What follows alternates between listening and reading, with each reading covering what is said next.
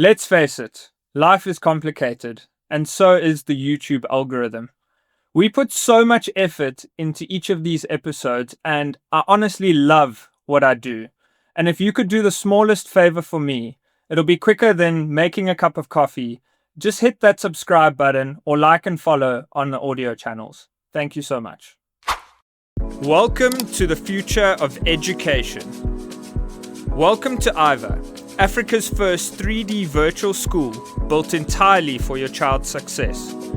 Created by renowned educator and CEO John Louis, IVA is not just an online school. It's a fully immersive 3D virtual world where students attend live classes, collaborate in real time, and explore a vibrant campus, all through engaging personalized avatars. From year R to year 12, IVA blends the best of the British and South African IEB curriculums. IVA has gamified the learning experience. Whether in Cape Town or Cairo, Lagos or London, your child belongs to a vibrant international community with real-time classes, virtual clubs, social events, and even global meetups. This commitment to quality earned IVA the title of Global Online School of the Year 3 years in a row, 2022, 2023, and now 2024. But it's not just academics that matter. In a world where mental health is more important than ever, IVA prioritizes student well-being through weekly mind and body classes, access to real-time counseling, and a school culture that's rooted in connection and care. IVA is a school where learners don't just study, they belong. Visit ivaschool.online and enroll today.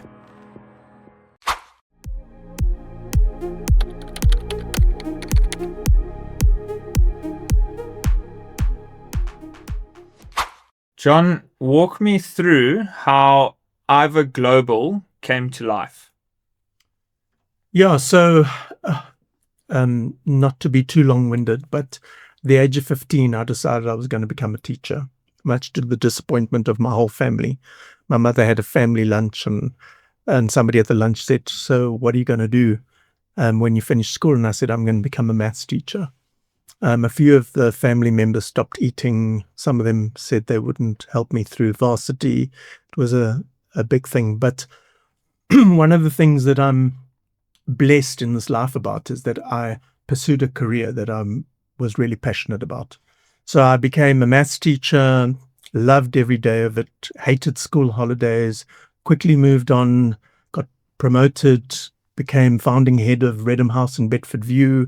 Then from there, went to AdvTech, and I was also at the Oprah Winfrey Leadership Academy for girls, where I had some of the most amazing experiences, like sitting in Maya Angelou's library with Maya Angelou and Oprah Winfrey and chatting.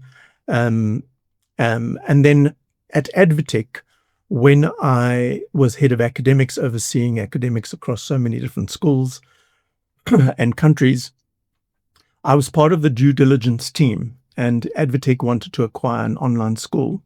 And we went to look at 3 different online schools. And that's when I realized that actually my dream of having my own space could come to realization. And that's when I decided this was it. I was going to start my own space. I speak for me, but also, I think it's a bit of a trend. A lot of people are just trying to conform, and they're trying to do what everyone else is doing. And I think the education system is based a lot on conformity. And when you started IVA Global, I think you encouraged a bit more individualism.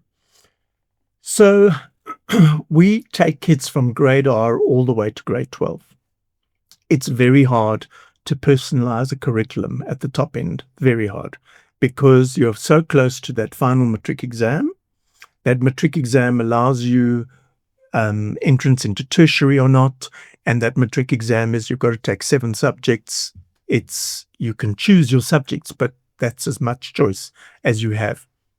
Whereas with the younger years, when we're exploring now different curricula around the world, like I mentioned, the international primary curriculum and the international baccalaureate, you'll find that what they're trying to do is they're trying to build people that are ready for this world, not people that have got a whole chunk of subject knowledge. So they are trying to build a curriculum that is not based on single subjects, but more of an interdisciplinary kind of approach. And they're also trying to get the learning to be more from an inquiry based. So trying to get the kids to, I know this sounds really, exactly what do you mean by that? And it's a new space for everybody, but trying to get the kids to think about the world and ask their questions and then go and answer their questions, as opposed to being given a question and then you can't answer it. And then 10 minutes later, the teacher gives you the answer. So the nature of the assessment is also changing. And that's where a lot of the personalized kind of choice where students have agency comes in, because you might be dealing with a specific concept, but within that concept, you can pursue the understanding of that concept through a variety of different ways, and you can decide which way that would be. And those concepts are really, they're not subjects. They're not they're really big concepts that are more abstract, like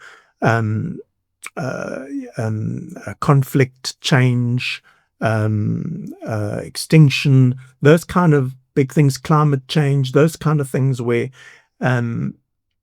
those big ideas can be learned through a number of ways. But so we want the kids' number. So when I started IVA, I was very focused on the one thing that I was very certain about moving into this virtual education space is that the human being plays the most important role. And there are online schools and virtual distance education providers that have hundreds of thousands, I'm not even kidding, and thousands of students. Those students in those schools are just numbers in a system. And as much as we have AI and machine learning that is claiming to provide solutions for students that can reach mastery in certain subject skills and things like that, I honestly believe every human being needs a human touch. And we talk about the coach that you have in every subject. So there is a real connection between our students and our teachers. And the students will talk to that highly. They will talk about that they can approach their teacher anytime. Our teachers are nurturing, caring, all of that kind of stuff.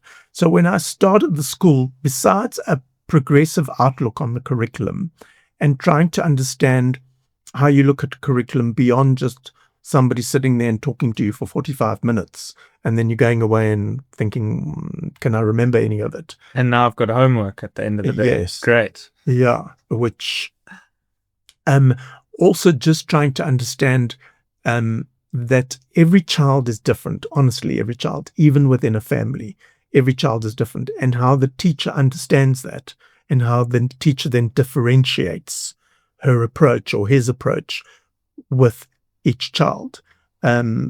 That's more what we talk about in terms of the personalized approach. So trying to build a curriculum where you can make choices about what you will learn under a big umbrella concept, and then also understanding who you are as a learner and not having a one, like a one size fits all. Yeah. So, and often it's hard work for teachers because often teachers come with their own mindset about how best they learn, and they think that that's how everybody learns. So they come in but we do quite a lot of work with the teachers in terms of trying to understand every learner. We are very proud of some of the achievements that we have. We don't have absolute success with every single one of our students, but in the majority we do. But we have students that really single out and make us feel really special. We have a student that started with us when we started in 2021. And his father came to me and said, I've been told by Ed Sykes and psychiatrists and whatever, my child will never matriculate. And the same student is matriculating with us this year. So little things like that where not necessarily about curriculum and about how amazing your your offering is, but that human touch is what's getting that child through, and he's going to be successful in getting a matric certificate, where previously he was told it was never going to happen. And like you say, every student is different. For example, with me, I was a much slower learner. And, I also had friends that perhaps when it came to exams, they were applying for extra time, but it didn't mean, they could get the same mark, if not better, than someone who could finish an exam in the same amount of time. I found with me, if I was explained something, I needed a little bit of time to myself to then reflect on it and understand it in my own words. So sometimes hearing something for the first time, it took me a while to absorb it and really understand that information.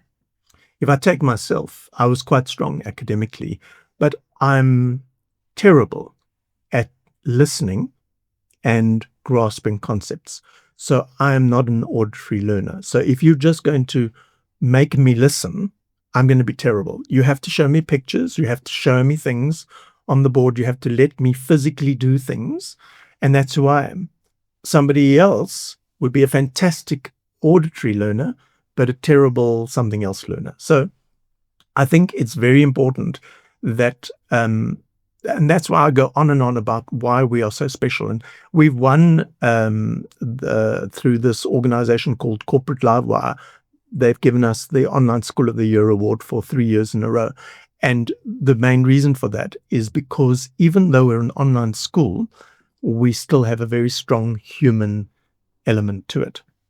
What you will find across the world is that these virtual providers, their model is a financial model. It's designed to bring thousands of kids on board, whereas I purposefully decided that our model would be an education model. So because we're so human intensive, we can't bring thousands and thousands of kids, even though we've touched 1,000 at IVA. We can't bring, just 20,000 kids to the school. So, and I think that's what makes our work really special. It's not only about the kids' experience, but it's also about our own experience and kind of getting excited about what we do. And it's that element, that closeness that we have to the kids that makes it very special. So you said online school, and for some people, they might not quite understand what that entails. You were the first 3D school in South Africa. Is that correct? Yeah. From my knowledge in the world, I'm still trying to find a school in the world that uses a 3D sort of space to engage the kids. And how does that 3D online school look like? What does a day look like for a student at IVA Global?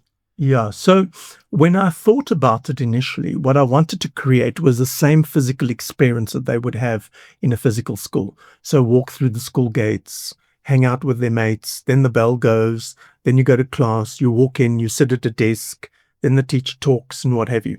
So we've created a 3D space where we're all avatars, where exactly that happens. Your avatar walks through the school. You can go and sit with your mates, the 2 avatars, 3 avatars, whatever it is. And then there's a lesson. Then you walk into the classroom. You go to a desk. You sit at the desk. The teacher's in front. It's that sort of visual thing. Interestingly enough, it was... and it was very exciting putting all of that together. But interestingly enough, the older students are not interested in that element at all. The older students, I think, are tired of school and they want a efficient, productive process to end their schooling career so that they can move on to wherever. But the younger kids, the grade 4s, 5s, 6s, to some extent 7s and 8s, they love that space. Like if a teacher says there's a lesson in the 3D world, they're right there. They find it very exciting. So it's brought a fun factor to the learning, but it's also brought an element of where the kids are at, because, gaming is massive, as you know, and it's not the same as gaming, but it gives a little bit of an aspect that says, oh, this is cool. I understand this world. Parents look at it and they go, a little bit more, how does this work? How much training are you going to give my child? I'm like, your child doesn't need training. Your child will train me in how to work this thing. So, and the way that came about actually was during COVID time, I attended a virtual expo where I was an avatar approaching people in their little booths and asking them about their products. And that's when I figured, and I thought, but this can do the same thing in a school space. And yeah, lots of hard work, but we eventually got there. And we're excited about the space. We don't use it all the time. We use it to diversify our mode of learning, but it is a space that the younger kids love. I think one of the questions that you probably get asked is, how do you then incorporate that human element, and how do you get the kids to still have that little bit of fun? So learning online, they're getting a good education and they're learning how to work with technology, but how do they still collaborate with one another? It's so easy nowadays. Like I'm sure a lot of people know Microsoft Teams, for example. You can have breakout rooms and they can be collaborating with one another. The people always talk about but what about the socialization aspect of it? And we have the children sitting in 25 countries, but the majority of our children are in Gauteng. So we are always putting together physical get-togethers for the kids to come to. So right now, for example, we've got the little ones, the senior primary at the Johannesburg Botanical Gardens. As I'm talking to you, they're coming together there for a picnic and fun games and things like that. On past Wednesday, we had a dance for the junior high. The previous Saturday, we were at Wits. So we're trying to do quite a lot of where there are nodes of lots of students like Gauteng. We're trying to do a lot of get-togethers. But the amazing thing about the virtual is that you can still touch a human being, even though it's virtual. It's incredible, and anybody will know what I'm talking about because everybody's on their phones, and you will have a long conversation with somebody. And when you reflect on it, you got as much out of that conversation as you would have if you were sitting in front of the person. So the collaborative spaces, the kids, they get together for homework, and they organize themselves and do homework together in class. They get sometimes put into groups and that sort of thing, and then they have to feedback. And we also have a lot of, outside of the compulsory curriculum, we won again, I'm not sure of other schools that are doing this, but we've got a massive online social program. So on a Monday, for example, we've got cooking classes, and we've got photography clubs, and we've got Christian society, because the Christians came to me and said they wanted to create a Christian society, and the Muslims have got their own association, and we've got coding and robotics club, and we've got all sorts of different clubs. We have a student representative council, and they come to us and say, we want to get together online, and these are the things we want to engage in. And so we create those clubs, and we get university students to oversee those clubs. So it's a very busy day. We are definitely not about subjects and assessments only. We're a community. We have an inter-house program, for example. So this coming week, we have an assembly where the grade 7s to 9s are going to do something around Pokemon. I don't even know because I'm not putting it together, but it's going to be an inter-house competition. And there's that sense of house spirit that you would get in physical school. I don't know any other online school that does that. So we are very big, I'm going to repeat myself, on that community building, that human element. We would hate to create a space where it's like distance education where you log in, get everything you need, but you're sitting at your desk all on your own, working through this stuff, and every now and then a human connects with you. That's not the space we're trying to create. After COVID, I think also in the job space, a lot of people started realizing that you can work from home and you can fit in work or studies while, being able to do some of your admin tasks or sorting things out at home. And I think a lot of people have now become really comfortable not seeing people. And one of my worries is that maybe technology has made us a little bit, like social media, the way it was sold to us is that it makes us more connected. And in some ways, maybe it's actually made us less connected. There are, when we do these physical socials, there are some kids, not a lot. There are a couple of kids every time. If I think of the last physical social we did, which was the dance, there were about 70 kids there and 3 kids, because our job is to make sure that the kids are mingling and doing the thing, that it was very awkward for. You could see that awkwardness in, oh my God, I'm now here and I have to go and shake this person's hand or whatever it is. So we try and facilitate that. But there is an awkwardness, very comfortable in the virtual space, then suddenly in the face-to-face, there's that awkwardness. But it's not the majority. The majority, they run up to each other, their kids, they hug each other. But there is still a group of kids that are finding it really difficult to have that. And they actually talk about it to us. And they say, so I find it very, I feel very anxious. And that's the word that they use most of the time, just feeling very anxious to be in a physical space with other people.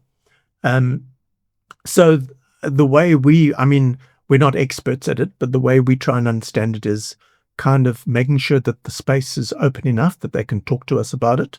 And then when there is a physical get together, that we, as the adults, make sure that it's as easy as possible to kind of connect and what have you. So like today at the Johannesburg Botanical Gardens, they're going to be put into groups and they're going to be playing games, relay teams and what have you. So suddenly you're in a group and the next thing you're in a relay team and that sort of thing. But there is an element of awkwardness. The reality, though, is in 1986, many years ago, I'm not sure you were born yet, I started varsity. And I did a Bachelor of Science where I majored in mathematics and I did some other stuff. But I had to travel in to Wits by car for an hour minimum. That's if the traffic was good, and then an hour back. Whereas today I would go online and the same maths professor would do his theorems and give me the proofs and all of that, all online. So being in that physical space, I don't think has benefited me. I think I would have got the same amount of learning that I needed to do in that space if I was online. There are obviously certain subjects or certain, like if you did chemistry at varsity, you had to go do labs. But yeah, there is an awkwardness. And we remind the parents all the time that the kids can't be at home all day, every day, and they need to have a balance.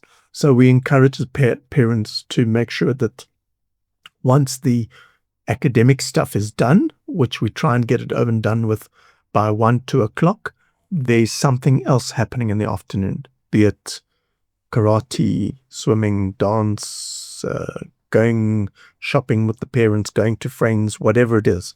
But they can't be at home all day, every day. It is a problem, though, because some parents still going out to work. They don't have the privilege of working at home. We had a family, and the kid said to me, he was in grade 7, and he said to me, "So can I talk to you?" And I said, "Sure." And he said, "Sir, can you talk to my parents, please? Because I feel like I'm a prisoner in my own room." So that was the kid coming to me. So I spoke to the parents and they were like, "Okay, we're getting this kid out." And they then took the kid back to a physical school. Kid is very happy. So the online space doesn't work for everybody. We find at IVA that over the years, between 8 and 10% of our kids go back to physical schools. So, but it works for the majority of kids. In that same family, that kid that was like, "I feel like I'm a prisoner in my own room," he has an older sister. So they took the older sister out as well. 3 weeks into her new physical school space, she said to the parents, "No thanks, I'm going back to IVA." And so they've got one kid that doesn't want to be on online school, and they've got another kid who's thriving in that online space. So I guess it's also up to the individual. Yeah. But And sorry to interrupt, what is the responsibility then of the parents in making sure that, because usually you would send your kid to school and it would be the school's responsibility to look after them for the day. What is the parents' responsibility when their kid is working from home? So what you will find is that with the younger ones, we have way fewer younger ones attending online school compared to the top end. And the younger ones absolutely need adult supervision. But what you find at the top end, like the 14-year-olds, 15-year-olds, 16-year-olds, they're quite happy to do their thing at home. What we encourage parents to make sure, because the parents don't have to be there when they're online with us, but coming back to the issue of they, especially those guys that don't like physical activity and being out and sporty, and they're more into online gaming and all of that kind of thing, it's not healthy. So we place a big emphasis on the physical component of health as well. We also have a mind component of it. Once a week, we engage the kids on what we call mind and body.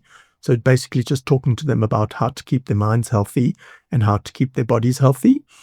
And we keep telling the parents that because their kid is in their space, they have to make sure the kid gets out the house and gets active and mingles with. It doesn't have to be other people their age, but whether it's a family that they go to or what have you. We have seen very few cases, but we have seen where kids who don't engage with anybody else and just want to stay at home, their mental health deteriorates very quickly, and it becomes to the point where they have to maybe even in some cases had to be institutionalized. We have a particular student at the moment that just come to us. He's been with us for 3 months, and I personally engage the child as often as I can, that being about once every week or sometimes once every 2 weeks. And because this child, because of his experience at the physical school, where all sorts of nonsense he had to go through, bullying and just constantly being degraded and diminished, he doesn't want to talk to anybody because the human race has disappointed him. So he wants that isolation. And my time with him, which he happily engages me in, is about letting him know that not all humans are the same. And I'm sorry that he's had that horrible experience, but he must find that group of human beings that'll give him a very different experience. So you find that a lot of kids will turn to online schooling because of the bad time they had in the physical school space. And then that becomes even more difficult. Then they isolate even more. To make sure that they're balanced across, all spheres of their life. So quite a big thing in school that I found is, and I had a great education, and I was very lucky to go to the school that I went to. I went to a private school, but I feel like I wasn't quite prepared for life after school. So academically, I was learning in the right subjects, but life orientation, for example, did not teach me how to handle life. I still didn't learn how to do taxes, how to figure out rent and all of these things that get thrown at you after school. How do you prepare your students a little bit better for life after school? I had the best parents. I've been in education all my life, been the head of a school, been the head of academics for a whole group of schools. And when I tell people that my parents were illiterate, they can't believe it. My parents came out of very, very rural Portugal, and my mother died at the age of 89, and she didn't know how to read and write. And my dad had 4 years of schooling. They moved to South Africa and built their lives, but and they lived their lives without much literacy. And their focus for me was education because they never had it. But the reason why I say I had the most amazing parents is because when I brought a report card, in those days when the schools gave us report cards, there were no computer-generated report cards. It was handwritten. And when you failed a subject, you got a red ring. So all my parents looked for on my report card was a red ring. And if I didn't have red rings, then I was doing brilliantly. And my mother would brag. I would hear her bragging about her child that never brings red rings home. I was talking to in our workspace, there is a gentleman that works in the same space, and he always tells me about his daughter that's in matric and how she's doing. And he told me about his daughter's science mark, that it was 98, but he told her that she could actually get 100 and she should work for 100. There is a particular focus on subjects and the marks you get and the comparison of what you've attained with other people. And that takes away from life skills. Because the minute you have a parent that is overarching and micromanaging you every way, you don't make your own cup of coffee because the parent makes a cup of coffee. You don't if you have an issue with a teacher, you're not allowed to go to the teacher directly because the parent's going to do that. The parent is constantly sitting with you and saying, what's your homework? Why haven't you done your homework? And I talked to our parents about it. It's not healthy because you have to give your child the space to do it for themselves. And now that they're still under your roof, if they fall, they can actually learn that skill of being picked up by their parents and then having a second chance. So I had the best parents because I managed myself. And it is very difficult when we've got parents that are not allowing the children to manage themselves. When it comes to skills, so that's the one thing. You've got to allow your child to have a huge element of independency, to not always have to get involved and, do things for the child. Sure, know about it, but allow the child to kind of sort it out for themselves and try and fix their situation, whatever it is.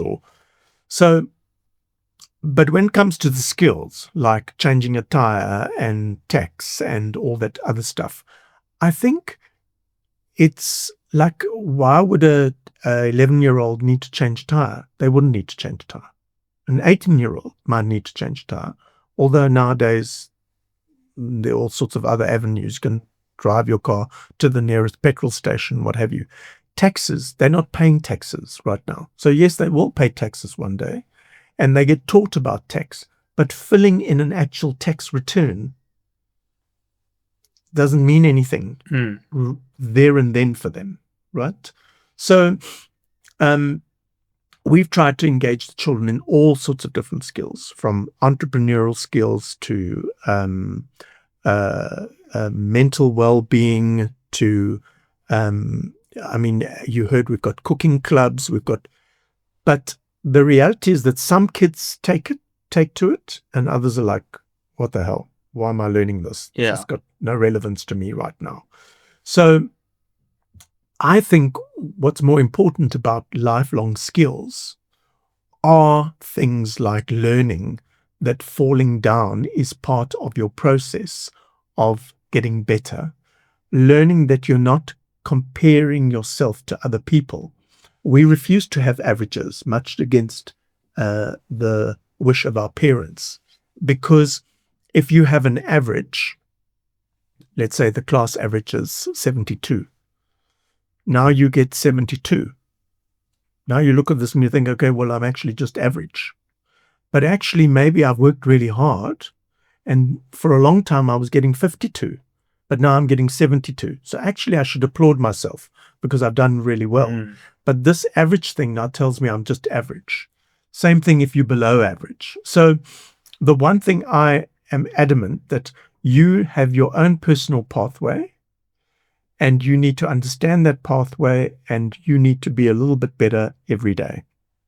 The second thing is that you must not be comparing yourself to other people. So what are the life skills, right? The life skills are essentially building resilience so that when you fall, you understand you can lift yourself up and continue. Life skills such as engaging people that make you feel bad, how you've got to call them out on it and let them know that's not okay. There are lots of different life skills. Lots of schools will talk to you about critical thinking and problem solving and making sure they're wonderful collaborators and all these things that is easy to speak about. But it's a different thing to create a space where they can build on those skills. If I say to you, are you a great collaborator? Well, how do you measure that? Right? If I say to you, are you great at critical thinking? Well, how do you measure that? You can't measure these things. All you can do is you can provide opportunities for the kids to build on those skills. The World, what are they called? World Economic Forum. They put out a list of the top 10 skills required in the world of work in 2025. And all of that involves things like handling change, strong thinkers, strong collaborators, all of that kind of stuff. But you can't have a subject that says, today we're going to do critical thinking. You've got to create those spaces for them to build on it. So I'm not in agreement that we should teach children how to fill a tax return when they're at school. I'm not in agreement that we should teach children how to change a tire when they're at school. There are some aspects that we need to do, but there's some aspects that parents need to do as well. But what I do believe is we need to build people with skills, and we guide it by like the World Economic Forum that puts out a list of top skills required in the workforce. We can't teach those, but we can try and create spaces which allow you to experience that. An easy one like collaboration. You can't be in lecture mode in all of your lessons because you'll never then have the opportunity to collaborate. So it's very important that teachers and schools make sure that there are lots of times when they have to sit and work in teams and groups where they can collaborate. I agree with you. I think you need to... There's always going to be something thrown at you in life. It's not like, okay, now you know how to do taxes, so you sorted. And I think having those skills or having the mindset to deal with problems when you're faced with them, I think that's kind of the important thing at the end of the day, more than the actual task.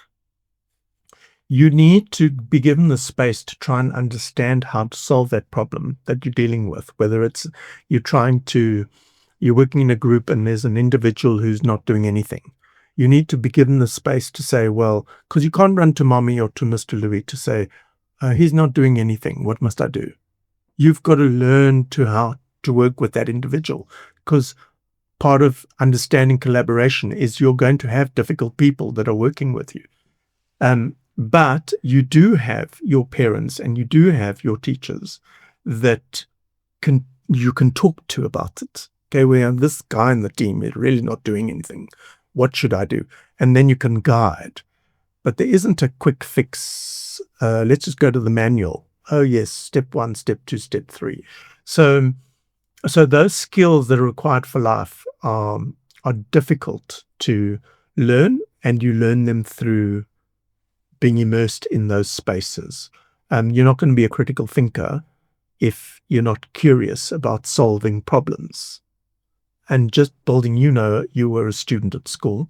How curious were you when teachers were giving you different problems? Very few students get excited about, oh, wow, I must really take this question and unpack it and what have you. But you can't be a critical thinker if you're not curious about solutions for it. So, yeah. Is AI something that we need to be afraid of? I don't think we need to be afraid of it, because we need to engage the kids at the pace that the world demands. So we take the minute ChatGPT came, we became aware of ChatGPT, we actually created a special button on our system that said you don't have to Google ChatGPT, whatever, there it is, just click on it and go in there and you can ChatGPT all you like. AI as well. I talk to so many adults, right? And I've got friends from all walks of life, lawyers, people in HR, whatever it is. And they all admit they're using AI to draft an initial something, which they then tweak. I'm looking at a possible new business venture in the UK at the moment. And where did I get my initial draft of my business plan? It was AI. I don't think that's terrible, right? But that final document must be yours. It can't be, when you get quizzed about it, you can't say, well, I don't know because AI gave it to me.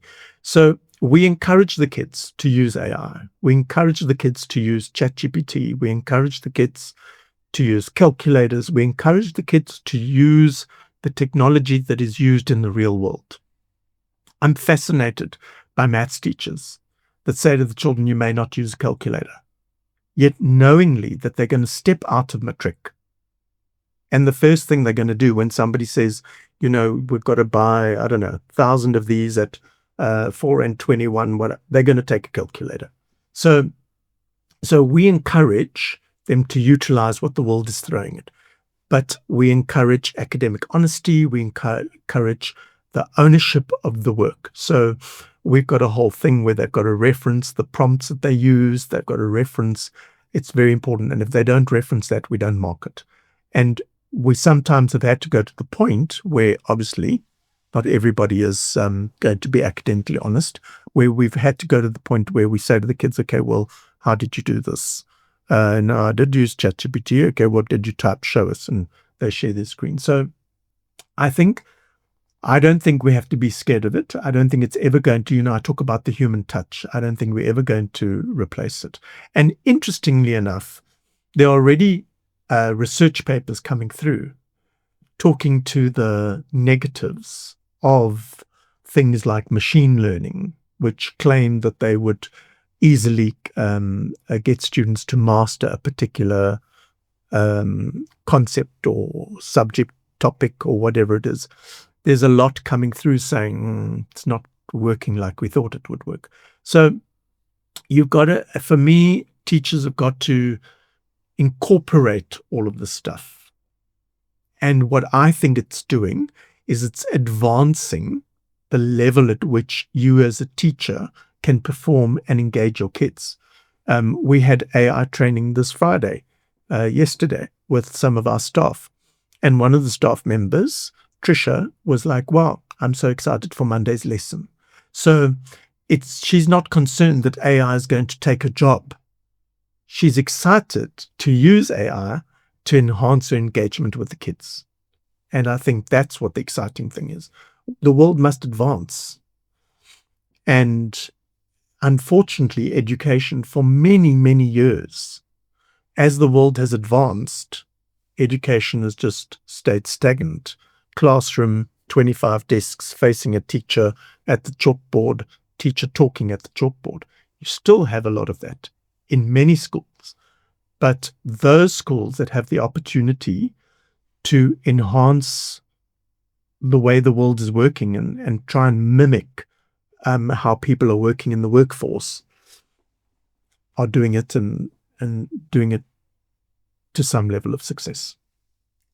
I just want to thank you, John, for today and having this conversation and being so open and sharing your honest opinion. But also, I just think what you've done with IVA Global is very inspiring. And you've taken a big industry like education and you've revolutionized it. And I can see that it's like you say, it's not a financial thing. It's not only for you. There's some sort of fulfillment that comes with it.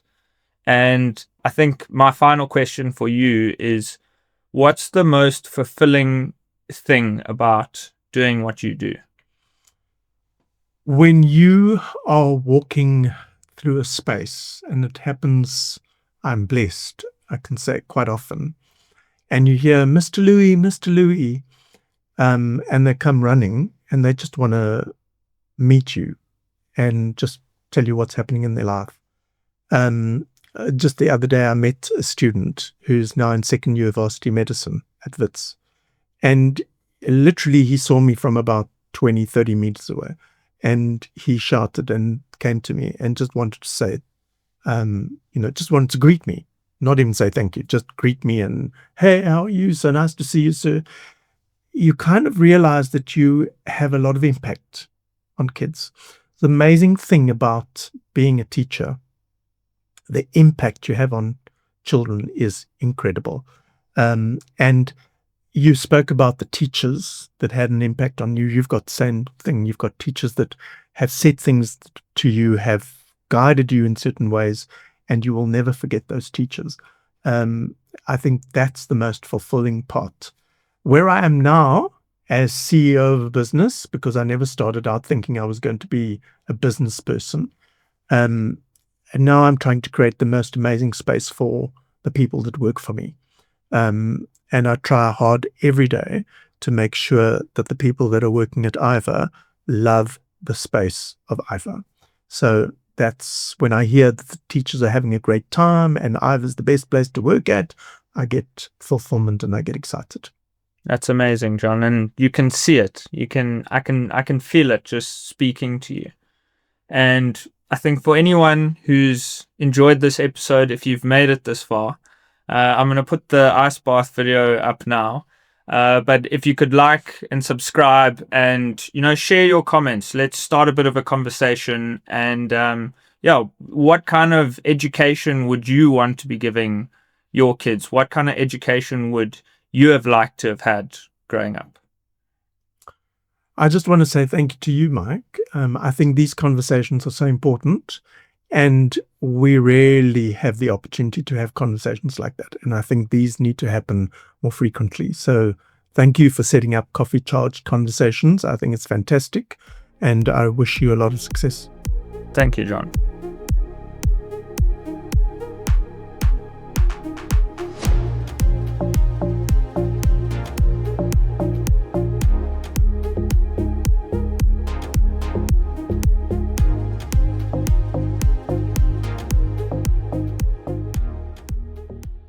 Let's face it, life is complicated, and so is the YouTube algorithm.